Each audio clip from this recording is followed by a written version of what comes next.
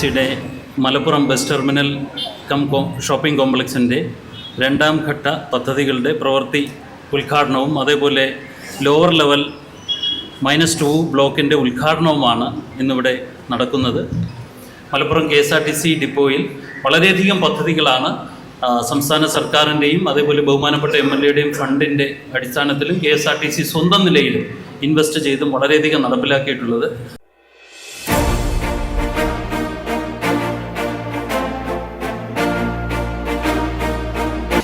സ്വാഗത പ്രസംഗത്തിൽ നമ്മുടെ ബഹുമാന്യായ chairman and managing director doctor Pramod Shankar അയ്യോ സൂചിപ്പിച്ചതുപോലെ മലപ്പുറം KSRTC ബസ് സ്റ്റേഷൻ നമ്മുടെ സംസ്ഥാനത്ത് തന്നെ ഏറ്റവും മികച്ച ബസ് സ്റ്റേഷനുകളൊന്നായി മാറിക്കൊണ്ടിരിക്കുകയാണ്.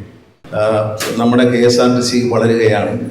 അതിൽ സന്തോഷമുള്ളൊരു കാര്യം എന്ന് പറയുന്നത് മലപ്പുറത്തെ ഈ സ്റ്റാൻഡിലാണ് KSRTC ആധുനിക പരിഷ്കാരങ്ങളെല്ലാം ആദ്യം നടപ്പിലാക്കാൻ കഴിഞ്ഞത് എന്ന സന്തോഷമുണ്ട്.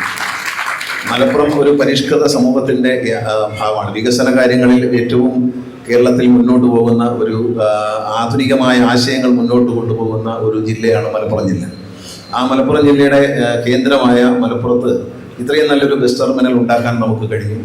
KSRTCയുടെ പ്രസക്തി ഈ ബസ് ടെർമിനൽ വന്നതോടുകൂടി KSRTCയുടെ ഈ പ്രസക്തി ഈ മേഖലയിൽ വർദ്ധിക്കുകയാണ്. പുതിയ പുതിയ സർവീസുകൾ ആരംഭിക്കാനും വിവിധ സ്ഥലങ്ങളിൽ ഇങ്ങോട്ട് ദീർഘദൂര സർവീസുകൾ വന്നു ചേരാനും ഹ്രസ്വദൂര സർവീസുകൾ കൂടുതലും പ്രൈവറ്റ് ബസ്സുകൾ ഓപ്പറേറ്റ് ചെയ്യുന്നത് കൊണ്ട് ദീർഘദൂര സർവീസുകൾ KSRTCക്ക് നന്നായി ഓടിക്കാൻ കഴിയുന്നുണ്ട്. അത് ഞങ്ങൾ തുടരുകയും കൂടുതൽ വണ്ടികൾ കൊണ്ടുവരികയും ചെയ്യും. തന്നെ അത് ആദ്യമായി ഇൻഫർമേഷൻ സിസ്റ്റം വെക്കുന്നത് ഇവിടെയാണ്. ഇപ്പോൾ എല്ലാ ബസ് സ്റ്റേഷനിലും വെച്ച് തുടങ്ങി. തിരുവനന്തപുരത്തൊക്കെ ഇപ്പോഴാണ് വെച്ചത്. അതെല്ലാം അതിന് ശേഷം ചെയ്തതാണ്. എല്ലാത്തിനും മുൻകൂട്ടി മാതൃകയായത് മലപ്പുറം ബസ് സ്റ്റേഷനാണ് എന്നുള്ളതിൽ MLA ഞാൻ അതിൽ അഭിനന്ദിക്കുകയാണ്. സാങ്കേതികമായി KSRTCയുടെ എല്ലാ കാര്യങ്ങളും ഡിജിറ്റലൈസ്, അതായത് KSRTCയുടെ സ്റ്റോക്ക് പർച്ചേസ് ചെയ്യുന്ന മുഴുവൻ കമ്പ്യൂട്ടറാണ്, പേയ്മെൻറ്റ് കൊടുക്കുന്ന കമ്പ്യൂട്ടറാണ്. ഓരോ സാധനങ്ങളും കേരളത്തിൽ ഇന്ന സ്പെയർ പാർട്സ് എവിടെ ഇരിപ്പുണ്ടെന്ന് കൃത്യമായി ഒറ്റ സ്വിച്ചിൽ കമ്പ്യൂട്ടറിൽ കാണാൻ പറ്റും. മാത്രമല്ല KSRTCയുടെ ഷെഡ്യൂളുകൾ ഓടുന്നതും ഇപ്പോൾ കമ്പ്യൂട്ടർ ബേസ് ചെയ്താണ്. അതനുസരിച്ച് മാറ്റം വരുത്തിക്കൊണ്ടിരിക്കുകയാണ്. വരിവരിയായി പോകുന്ന വണ്ടികൾ നമുക്ക് നഷ്ടമുണ്ടാക്കുന്നു എന്ന് ഏതൊരു സാധാരണക്കാരൻ്റെ മനസ്സിലാകും. അപ്പോൾ വണ്ടികൾ അങ്ങനെ വരിവരിയായി അടുത്തടുത്ത് പോകാതിരിക്കാൻ വേണ്ടിയുള്ള ഒരു AI സംവിധാനത്തോട് കൂടിയ ഒരു സോഫ്റ്റ്വെയറാണ് ഇന്ന് KSRTCയുടെ ഷെഡ്യൂളുകൾ മാനേജ് ചെയ്യുന്നത്. അതിൽ നോക്കിക്കഴിഞ്ഞാൽ ഇപ്പോൾ ഇവിടെ കിടക്കുന്ന ഈ ബസ് ഓടിക്കൊണ്ടിരിക്കുകയാണെങ്കിൽ അത് എത്ര സ്പീഡിൽ ഓടുന്നു, അതിന് ഇതുവരെ ആ ടിക്കറ്റ് മെഷീൻ എത്ര രൂപ കളക്ഷൻ വന്നു എന്ന് തിരുവനന്തപുരത്തെ കൺട്രോൾ റൂമിൽ കാണാൻ പറ്റും. ഈ വണ്ടി പോകുന്ന വേഗത കാണാൻ പറ്റും. KSRTCയുടെ കാർഡ് 5 ലക്ഷം കാർഡാണ് നമ്മൾ ആദ്യം അടിച്ചത്. 5 ലക്ഷവും തീർന്നു. ഇപ്പോൾ 7 ലക്ഷം കാർഡിനുള്ള ഓർഡർ കൊടുത്തിരിക്കുകയാണ്. 15 ലക്ഷം കാർഡ് കൂടി അടിക്കാനാണ് പരിപാടി. KSRTCയുടെ കാർഡ് വളരെ ഉപകാരപ്രദമാണ്. കാരണം ചില്ലറയ്ക്ക് വേണ്ടി ഒരു വഴക്കില്ല, കണ്ടക്ടറുമായി ചില്ലറയ്ക്ക് വേണ്ടി വഴക്കില്ല, ചില്ലറ തന്നില്ലെന്നുള്ള പരാതികളില്ല. അപ്പം നമുക്ക് പലപ്പോഴും കിട്ടുന്ന പരാതികൾ, CMDക്ക് കിട്ടുന്ന പരാതികൾ എൻ്റെ ബാക്കി ചില്ലറ തന്നില്ല എന്നുള്ളതൊക്കെയാണ്. ഇപ്പം ആ പരാതി മാറുകയാണ്.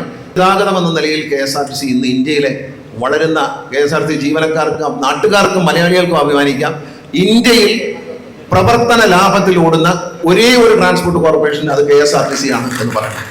സുശീൽ ഖന്ന എന്നൊരു പ്രമുഖ വ്യക്തിയെ കൊണ്ടുവന്ന് പഠനം നടത്തി. ആ പഠനമൊന്നും ഉപയോഗിക്കേണ്ടി വന്നില്ല. ആ പഠനമൊക്കെ തൊഴിലാളികളുമായി വഴക്കുണ്ടാക്കാൻ മാത്രമേ ഉപയോഗിക്കൂ. പക്ഷെ അതിന് പകരമായി കൊണ്ടുവന്ന പുതിയ പരിഷ്കാരങ്ങൾ ജനങ്ങളെ വണ്ടിയിലേക്ക് എങ്ങനെ ആകർഷിക്കാം, ആ ജനങ്ങളോട് ജീവനക്കാർ എങ്ങനെ മാന്യമായി പെരുമാറാം, അതുപോലെ വണ്ടിയിൽ വഴി കിടക്കാതിരിക്കാനുള്ള മെക്കാനിക്കൽ വിഭാഗത്തിൻ്റെ പരിശ്രമം, ഇതെല്ലാം കൂടി ചേർന്നുകൊണ്ടാണ് KSRTCയെ നമുക്ക് മാറ്റിയെടുക്കാൻ കഴിഞ്ഞത്. അത് ഡ്രൈവിംഗ് സ്കൂൾ തുടങ്ങി.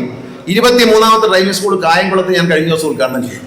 കായംകുളത്ത് കൊടുക്കാമെന്ന് അല്ല, എന്താ ഉദ്ഘാടനം ചെയ്തത് ഇവിടെ ഇരിഞ്ഞാലക്കുടയിൽ 23ാമത്തത്. 31 ഡ്രൈവിംഗ് സ്കൂളുകളാണ് തുടങ്ങുന്നത്. അതിൽ 23ാമത്തത് ഉദ്ഘാടനം ചെയ്തു. എല്ലാ MLAമാരും സ്ഥലമുള്ളിടത്തെല്ലാം അവരെ പണം ചെലവഴിച്ച് ഗ്രൗണ്ട് റെഡിയാക്കി തന്നിട്ട് നമ്മൾ എല്ലാ സംവിധാനങ്ങളും സിമുലേറ്ററിൽ ഇരുന്ന് പഠിക്കാം, പിന്നെ ക്ലാസ് എയർ കണ്ടീഷൻ ചെയ്ത ക്ലാസ് മുറിയിൽ ഇരുന്ന് ക്ലാസ്സിൽ പങ്കെടുക്കാം, എല്ലാ സ്പെയർ പാർട്ടുകളും കണ്ട് പഠിക്കാം, വണ്ടി എങ്ങനെയാണ് ഓടുന്നത് പഠിപ്പിക്കും. ഇതെല്ലാം പഠിപ്പിച്ചതിന് ശേഷമാണ് വണ്ടി ഓടിക്കാൻ പഠിപ്പിക്കുന്നത്. KSRTC ഡ്രൈവിംഗ് സ്കൂളിൽ പഠിക്കുന്ന കുട്ടികൾക്ക് ഡ്രൈവിംഗ് കഴിഞ്ഞ് ഇറങ്ങിയാൽ ലൈസൻസ് കയ്യിൽ കിട്ടിയാൽ നേരെ വാഹനം എടുത്ത് റോഡിലേക്ക് ഓടിച്ചു പോകാൻ കഴിയുന്ന തരത്തിലുള്ള പരിചയ സമ്പത്ത്. സാധാരണ പുതിയതായി AC വണ്ടി വാങ്ങുന്നുണ്ട് സ്വിഫ്റ്റിന് വേണ്ടിയിട്ട്. ആ സ്ലീപ്പർ കം സീറ്റർ അല്ലെങ്കിൽ സീറ്റർ വണ്ടിയാണ് വാങ്ങുന്നത്. ഈ 2 തരം വണ്ടിയാണ് വാങ്ങുന്നത്. ഫുൾ സ്ലീപ്പർ അല്ല വാങ്ങുന്നത്. ആ വണ്ടി വരുമ്പോൾ അത് മലപ്പുറത്തേക്ക് തരും. ഇതിനോട് സഹകരിച്ച എല്ലാവരോടും നന്ദി പറഞ്ഞുകൊണ്ട് ഞാൻ ഈ മന്ദിരത്തിലെ 2ാം ഘട്ടം പ്രവർത്തനത്തിൻ്റെ ഉദ്ഘാടനവും അതുപോലെ ലെവൽ 2 നമ്മൾ ആ സൈഡിലായിട്ട് ചെയ്ത താഴെയായിട്ട് ചെയ്ത ലെവൽ 2ൻ്റെ ഉദ്ഘാടനവും നിർവഹിച്ചായി അറിയിക്കുന്നു. നന്ദി, നമസ്കാരം, ജയ്.